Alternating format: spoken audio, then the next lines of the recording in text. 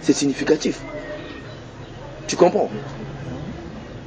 Donc Adam avait la possibilité, lorsqu'il était sur terre, de voir le spirituel. Mais il pouvait regarder au ciel comme ça, il voit les anges. Il pouvait être là, il est en train de voir les anges. Monter et descendre. Adam. On ne va pas croire. Oh, c'est écrit où dans la Bible? Toutes ces choses, c'est écrit où?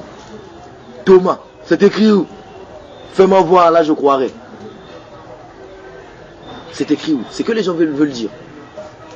Mais quand on va à l'église, oh non, mariage, tout, bénédiction nuptiale.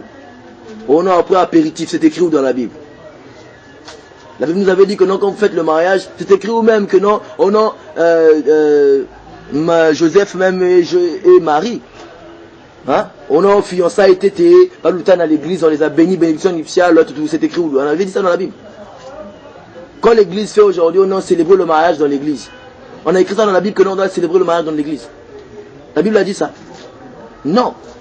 Mais la Bible dit que ma maison serait une maison de prière, non? Hein? Mais on fait rentrer le mariage dans la prière, dans l'église. Hein? Qu'est-ce qui dit que Dieu est d'accord avec? Tu vois? On vient célébrer le mariage dans l'église. Non. Allez à la maison, le pasteur doit venir vous bénir à la maison. Il est écrit, ma maison sera une maison de prière. Point. Vous venez vendre des gâteaux dans l'église. Il est écrit que tu ne mettras pas d'image. On connaît les branhamistes, non? On a vu que tu as la photo dans ta église. Mais tu viens dans l'église, on va photo, une nouvelle photo, un nouveau baptisé. Oh. Mais c'est écrit, la Bible dit que tu ne mettras pas d'image taillée, tout, ni la photo d'un homme ou d'une femme. Ni les images taillées, ni représentation d'un homme, tout. Mais la photo est une représentation, vrai ou faux? Tu viens là, à l'église, hein? Oh là, il y avait le mariage, l'anniversaire de l'église, tu as la photo, tu vas mettre tout là dans l'église. Mais où est la différence entre la photo de Branham et la photo des membres de l'église? Oh, les nouveaux baptisés, même poster, tu vois? Dieu du haut du ciel regarde tout ça. Mais un jour il se lèvera. Il y a quoi, quelle différence y a-t-il entre le vendeur des pigeons et le vendeur des gâteaux? Une personne qui emmène ses gâteaux, met des personnes en amont, coin à l'église, et on finissait le kit, vous venez acheter là.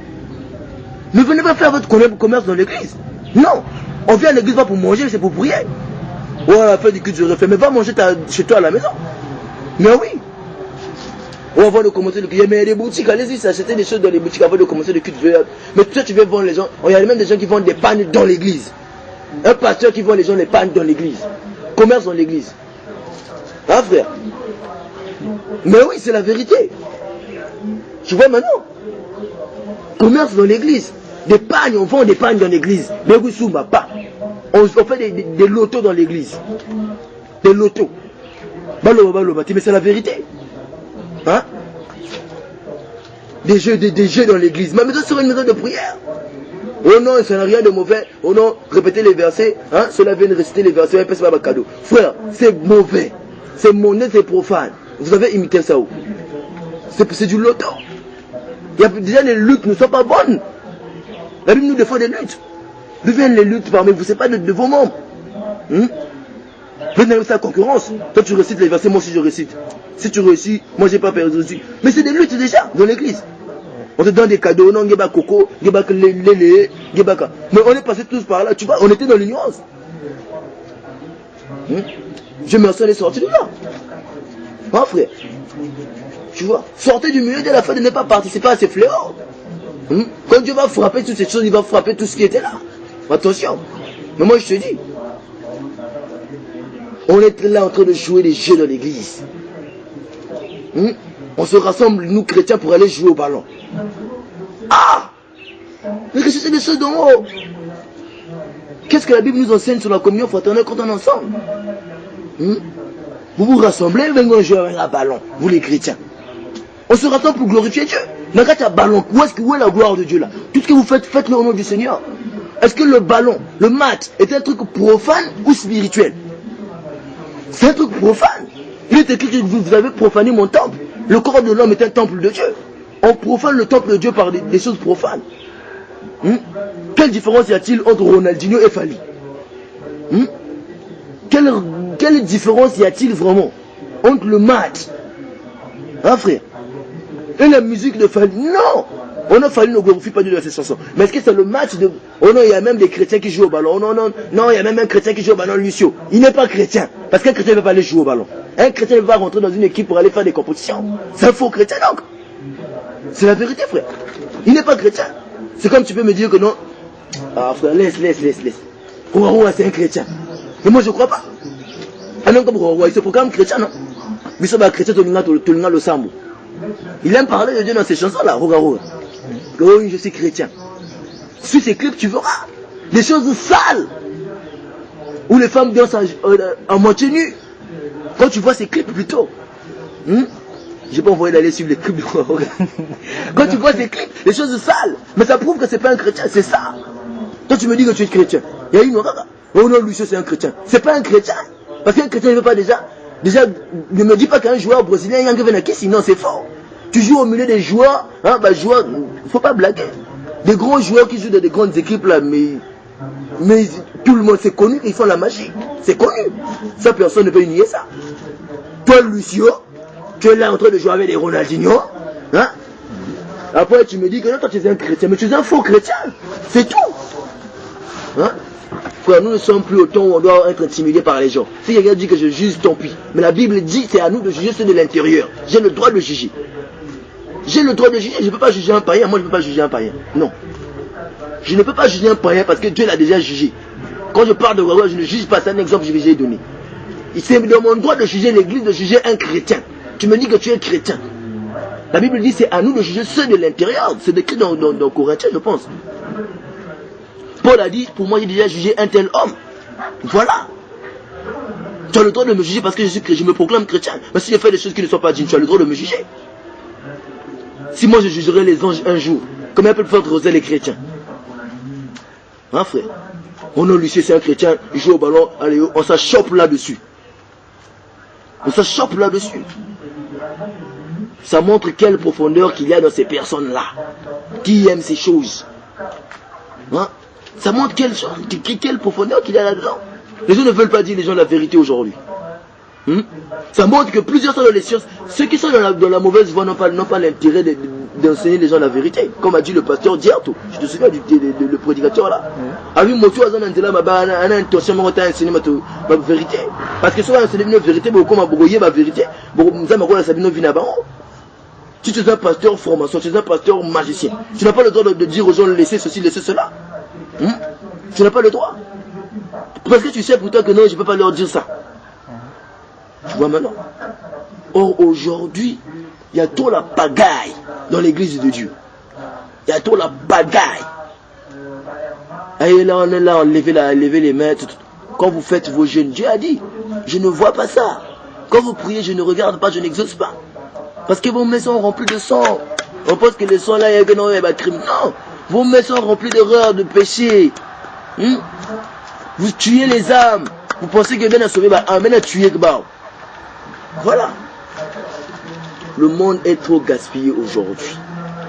Le monde est baby kobe, frère. Quand les chrétiens sont toujours là derrière, tu es là de bien à ta match. Jésus revient, tu sais que tu vas aller. C'est comme le frère Christ m'a dit un jour, frère. J'étais toujours là en train de suivre les matchs. Mais il m'a dit, lui il était toujours en train de suivre les matchs. Il dit, j'étais toujours là en train de suivre les matchs. L'autre jour là, on était là, il n'y avait pas le Betenta match courant me coin. Fallait aller chercher une place pour suivre les matchs. Ils sont allés, il y avait un bar là, les gens suivaient les matchs et ils sont rentrés pour suivre le match. T'as la match. Oh, il a raté. Après le frère, il a soulevé la chaise. Le frère me simté chez la matin, a pensé, là si Jésus revient, est-ce que je vais partir? Maintenant on me l'a glorifié par ma tao. Si Jésus revient, est-ce que je vais partir? Il faut me déposer chaise dans ma ligne. Depuis ce jour, le frère a abandonné les matchs. Tu vois frère, il y a tellement la pagaille aujourd'hui. Les gens ne veulent plus comprendre la vérité. Les gens sont ennemis des gens de bien. Quand tu dis la vérité, les gens ne veulent pas. Les gens aiment les gens timides, qui ne veulent pas dire la vérité. Jésus a dit, pharisiens hypocrites, aveugles. Fou aveugle, il s'adressait aux vieux. Aux vieux. Mais pas seulement parler à un peut-être soi-disant plus spirituel que toi. Un soi-disant qui se dit que non, j'ai commencé à prier avant toi, qui est un peu plus grand que toi. Va lui parler en face. Va te dire, frère, tu es un Solon. Tu es rebelle. Peut-être en mettant un Mundu qui est rebelle. Ah frère, c'est la vérité. Tu es rebelle, tu es un solo, tu es impoli. Ah non, Jésus c'est impoli. Jésus était impoli donc. Je fais ce que Jésus fait. Je suis mon Jésus. Il est impoli, moi aussi je serai impoli. Parce que lui il a parlé contre les pharisiens. Il les a injuriés de fou. C'est l'injure, ça fout. Aveugle. Vous allez dire non, Jésus il était Dieu, non. Mais Jean-Baptiste. Non, à part même Jean-Baptiste, Paul, qui a dit que non, muraille blanchie, qui a parlé contre le sacrificateur. Muraille blanchie. Tu es là assis pour juger, Dieu va te frapper toi. Et Paul, et Pierre, qui a traité les faux prophètes de tarés. C'est homme taré, souillé. Hein frère, dans 2 Pierre chapitre 2.